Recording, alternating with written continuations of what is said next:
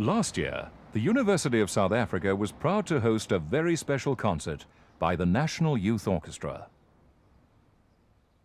Every year, more than 200 of the country's finest young orchestral musicians come together under the banner of the National Youth Orchestra Foundation. Hosted at a different university each year, the course takes the form of 10 days of intensive rehearsal, ending in several public performances. Out of the more than 200 hopefuls, some 80 instrumentalists are selected to form the National Youth Orchestra itself. During those 10 days of rehearsal, they are trained by leading musicians. It's a privilege to look forward to by every young player. Sasol, who are one of the key sponsors of the National Youth Orchestra, also run a biannual competition known as the Sasol Music Prize. The winner of this competition walks away with some 50,000 rand in prize money, which will allow them to fulfill their dream of studying overseas.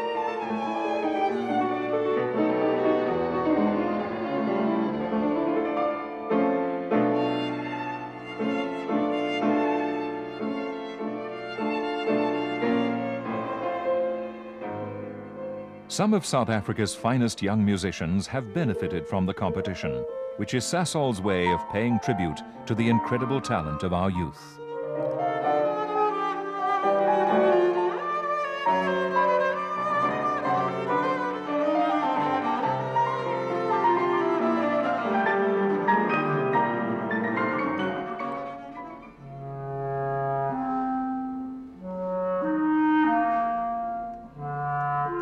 Robert Pickup, who played the clarinet with such passion and control, was a clear favorite. And 2 years ago, GMSA captured the moment of his victory. As past winners. Robert Pickup of Pretoria, playing the clarinet, took the laurels at last night's ceremony, walking away with the 50,000 rand in prize money. The prize is designed to help young South African orchestral musicians study abroad. The runner-up in the competition, Charlotte Potgieter of Johannesburg, playing the violin, was awarded the University of Natal's 75th Anniversary Music Prize. It's not surprising that many of the fine young performers who have taken part in the Sasol Music Prize competition are playing in this year's National Youth Orchestra.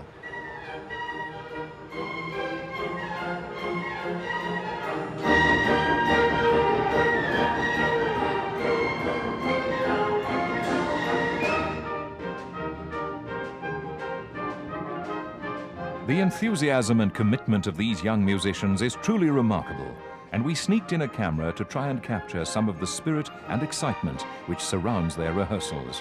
Of course, we try to keep as low a profile as possible, so as not to disturb their all-important concentration.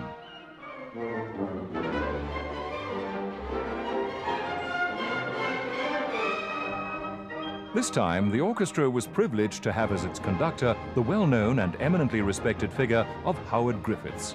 Howard Griffiths, who is one of Europe's more popular conductors, still finds time to share his talents with young, upcoming musicians around the world.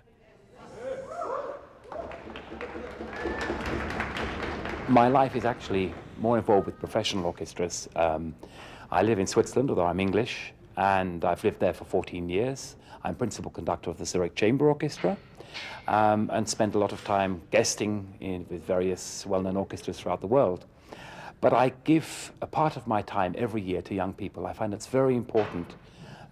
It's very inspiring for me to work with young people, and I hope I can inspire them as well. It's a different sort of work than working for professional musicians. One can go right back to basics. One has to go back to the very things that are, for a professional orchestra, very obvious, and tell the young people these things that they probably have never heard or heard once or twice, and have to be drilled in that sort of way of playing.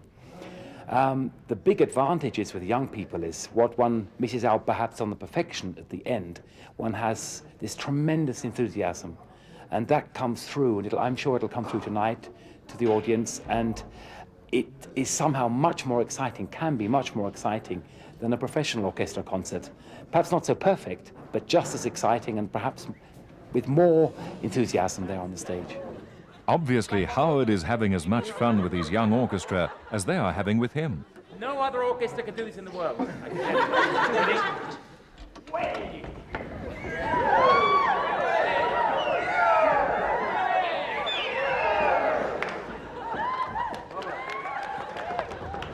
By now, our camera crew was accepted by the orchestra, and we were able to get a little closer. Very neat. And one. With his incredible charm and even more incredible talent, Howard Griffiths was able to push these young musicians to new heights of excellence.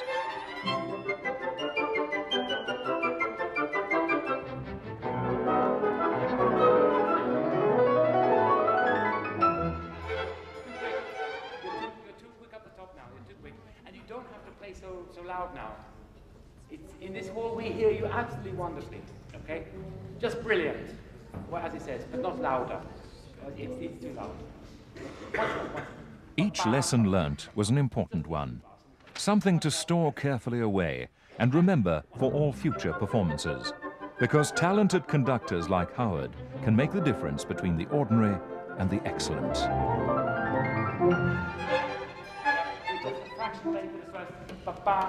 Very first one. Da-da. Very first one. Second one's fine. First one. And then they overcompensate here, and then we're all late. Once more, presto. And one.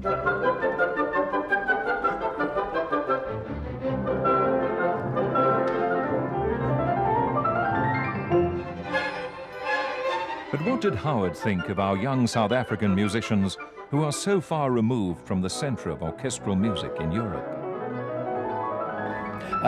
Actually, I've been very impressed with the standard. What I particularly noticed was the fact that they're very flexible and very musical. They're very willing to take on the new ideas. And that's not always so often. Young people are inhibited, and these children are very open. Young people are very open. Of course, in a youth orchestra, you always have a mixture of experienced youth and less experienced youth, and we have quite a few young players who are obviously playing for the first time in a big orchestra, and you can see their faces light up as they play for the first time and really enthusiastic about the whole thing, but perhaps are less adaptable, less experienced. And on the other hand, you have some wonderful musicians here. I know one or two are going to Europe, and in fact I've asked one or two of them to contact me when they're in Europe, because I would like to help them if I can when they're in Germany or in Switzerland. There are one or two really outstanding musicians who I think will do very well here or in Europe, wherever they decide to make music. They're going to be, wherever they are, outstanding musicians. And the music says it all, telling the story of 80 young, talented and dedicated orchestral musicians.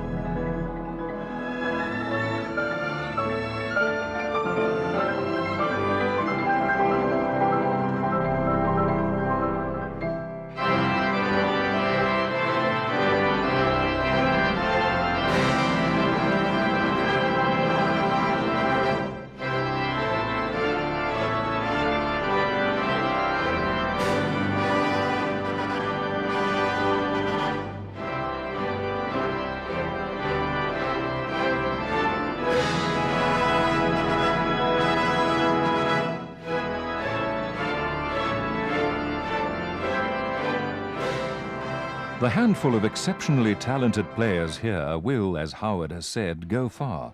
One of them is Cobus Swanepoel, a young man with big dreams, whose feet are firmly planted in his home soil. It's actually quite interesting. Studying in Europe, my age is relatively young still. You can still go out there, you can see the place. So in contrast with the orchestra course where you're the oldest here, which is basic training to a large extent, when you go to Europe, that you deal with people older than you and much more experienced than you. So next year I'll hopefully be going to Düsseldorf. I'll know within the next 2 weeks. And well, yeah, pick up as much experience as possible. You know, with the conductor now, Howard Griffiths, and so on, he gave me his phone number and so on, keep contact there. Made a lot of other contacts in Germany and in the UK as well. Try and study as much as possible, learn as much as possible. And I think it's a good idea for South African to come back to South Africa, definitely. You must reinvest the money that has been invested in you.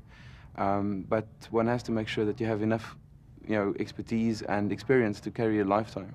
because later in your life you've settled, you've got a job, and you can't go back necessarily. You can maybe go for 6 months or over sabbatical or so. But yeah, no, I'd like to work a bit in Europe if I can. It came as no surprise that Griffiths was chosen as the winner of this year's Sasol Music Prize, a remarkable talent who does his country proud.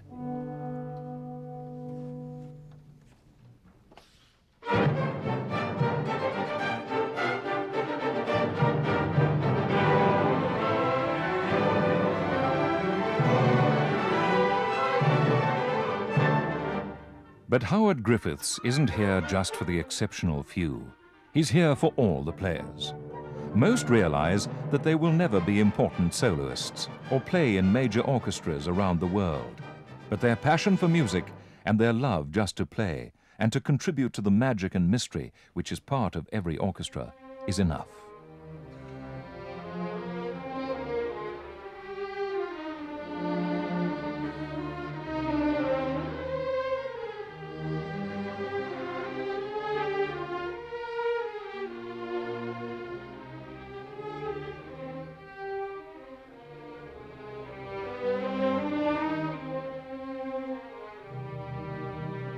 The National Youth Orchestra's course and annual performances were started in 1964, and since that time have grown into the most important annual event on the youth music calendar. The young people who take part in the 10-day course are drawn from all over South Africa. They range from 13 to 23 years, and for many of them, this is the highlight of their year, a chance to belong to a first-class orchestra with a first-class conductor.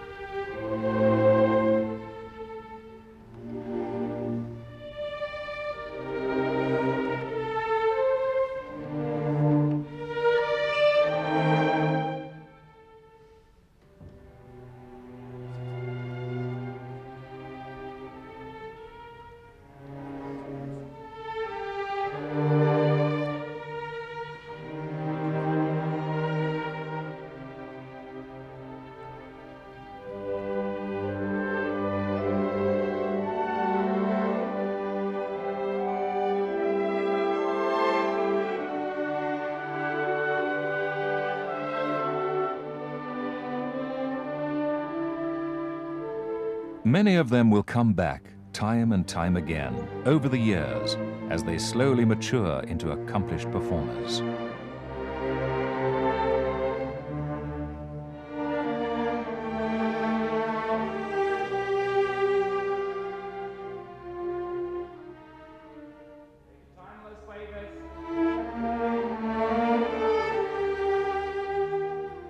This year's orchestra leader, Aubrey van der Westhuizen, is one of the many young people who has developed immensely through her involvement with the National Youth Orchestra.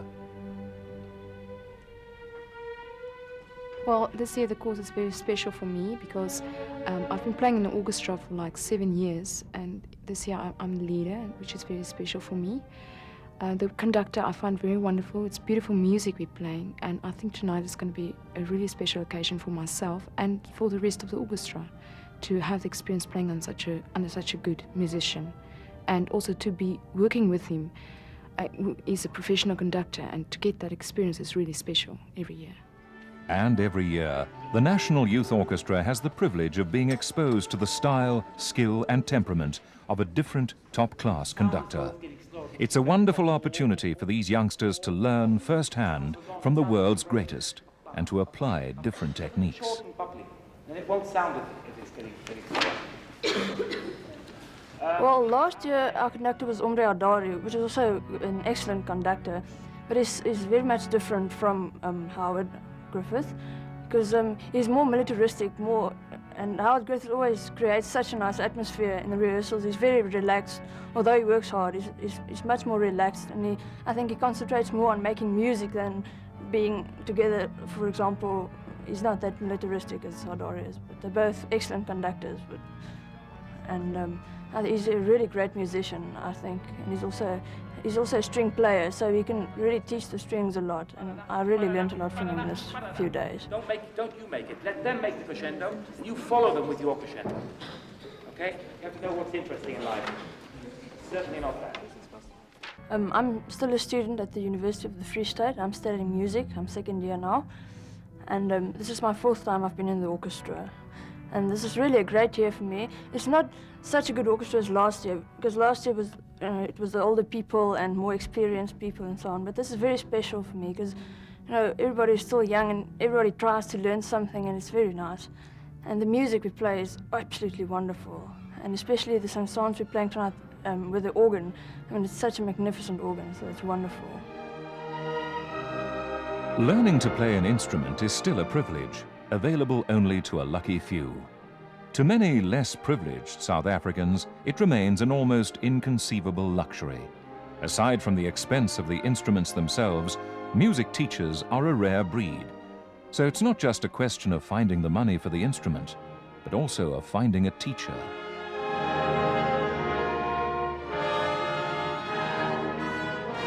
There are a talented few who have succeeded against the odds, and sponsors play an important role in helping the National Youth Orchestra to ensure that no one is turned away from the course for financial reasons.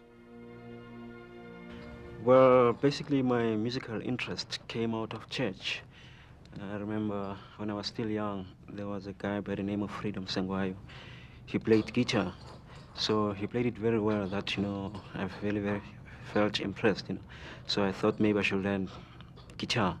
So by that time around Soweto, there was only about 2 centers. There was a violin center where they were teaching violin and a brass center. Then my father said, okay, you know, there's no one to teach you guitar. Why don't you maybe try trumpet, you know, because he was a fan of Hugh Masekela. So I said, okay, I'll give it a try. And then I went to that center, they gave me trumpet. Then as time went on, I just fell in love with it. So I'm still playing it now. I've played with Cape Town Symphony Orchestra for quite a bit. So I have like kind of professional experience, and I'm also teaching. Can I tell about the teaching? Okay, I'm teaching especially. I'm a teacher in the Genesis project, and what we do is like we teach people like in like poor communities like Langa and Yalsirv and stuff like that, and that's really what I want to do. It's like, but like even on this course, you find that 99% of people at the schools is not really blacks. All of them are whites, and that's what I want to do. I want to like, you know, get more blacks into this kind of music. I think why blacks is not like really interested in this. Not that they're not interested, but they have not been like exposed to this kind of music, and that's what we need to work on, and that's what I want to work on. But why should a classical training be important? If it's your dream to play jazz clarinet, for instance, or be the saxophonist in a rock band, will you benefit by first learning to play the instrument as it has been played through the centuries for an orchestra?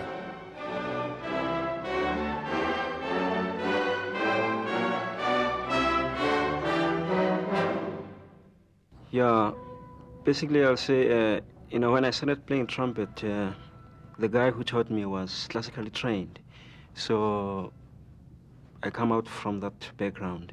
So what I can say is, my opinion is, you know, I think as a musician, you know, whatever instrument you want to play, I feel that like the classical tradition enables people, you know, to learn more about their instruments, you know, and like really to get to know, you know, all the technical possibilities of your instruments, you know, and then, of course, one can use that technique, you know, through playing jazz, African music, and so forth.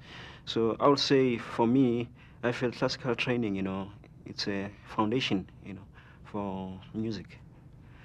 About the sponsors, well, I'm very grateful for what the Sasol is doing. And I will also wish that more companies should do that. The problem is, you know, presently, most of the students, especially blacks, you know, they've got the love of doing music, Firstly, the problem is we don't have instruments, and again, the question of money. You know, if you come from a poor family and then you say you want to study music, you know, it's like you don't know what you're talking about. Because, you know, music has been portrayed, you know, as, you know, not money-making. You know, you always lose out. You don't gain anything. So, but I think if we can get more sponsors, more money coming in, and then, you know, to enable those kids, you know, who don't have that money to study music, you know.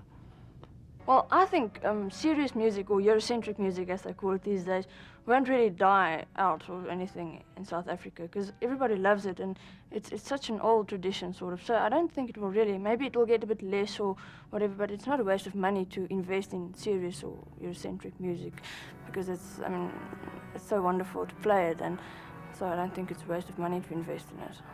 Yeah, like I said before, my main aim is to take back what I learned and take it back to our communities and teach these children and teach them like classical music isn't like something like, you know, a lot of people feel that classical music is strange, but it's not strange, you know. They're just not used to it, you know. So that's what I want to do, like introduce my people to classical music.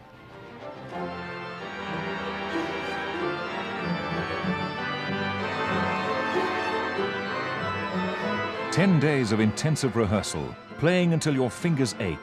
It doesn't sound like that much fun. But perhaps there's more to the social side of the National Youth Orchestra than meets the eye. Well, I can tell you, with this course, which is very nice, is you meet a lot of people. And every year you see some of your old friends and you meet new friends. And that's actually so lovely because, I mean, you make music together and you really bond musically. And that's what makes it so nice. So I think music is really much more than something to listen to. You know, you get to know people and understand the way they feel and so on. So I think that's the social bit is also quite amazing, yeah.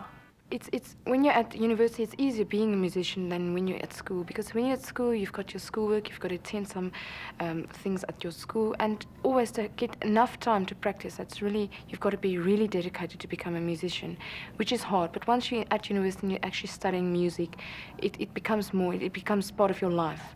And in our country, at the moment, I'm studying in Bloemfontein, which is a wonderful place to study, because there you get, as a student, you get the opportunity to work in a professional orchestra, play under professional conductors all the time. And I think that's why the course is so special to the other people. They get also then a chance every year to play under good conductors, work with soloists, and do really big programs. I think that's wonderful they're doing. The final rehearsal draws to a close, and Howard Griffiths gives his orchestra courage to face tonight's performance. Forget everything I've told you in the past. Just do what you like. Enjoy yourself tonight. Because if you enjoy yourself, then the audience will enjoy themselves. And if I see somebody sitting back with crossed legs, I'll come on personally, stick my baton right through the legs. Okay, please sit on it. Something that's all right. It's going to be kind. We're all sitting up straight second violins, aren't we? Howard has charmed these young players, as he's charmed orchestras around the world. It's part of the charisma which makes him a great conductor. Enjoy yourselves. See you later. And we open the program with Bernstein's Candide Overture, which is just a lovely piece. I think the musicians will call it lekker. Is that right? Is that a South African word? Thank you. Right. Thank you. So I've learned something during my stay.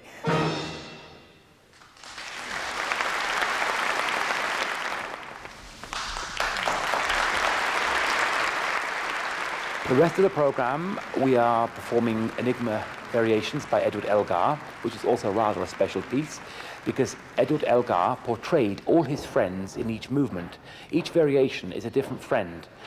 For example, one of them is a friend of his who went out for a walk with his dog together with Elgar, and the dog jumped in the water, fell in the water, and came out and barked. And he said to Elgar, set that to music if you can. And one of the music you actually hear, you hear the dog growling in the music. It's rather. His wife is there, he himself is there, his publisher is Nimrod, wonderful tune. And in the finale, they all come back in a shortened version.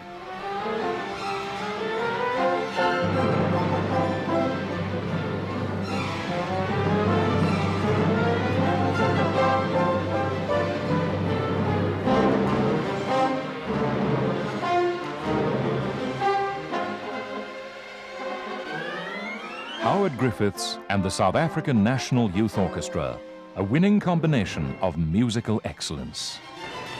The program tonight is rather a special one. We are inaugurating this organ, this marvelous organ here, and therefore playing one of the few pieces in which an organ exists, and that's Saint-Saëns' Third Symphony, which is known as his organ symphony because the organ has quite an important role to play. We have a very talented organist playing with us tonight, and it is rather a spectacular piece. It really is really wonderful for audience and players alike. It's not often performed because of the fact that it has an organ. Not every hall has an organ. And I think this particular piece has been a great challenge and a great pleasure to play for the young people.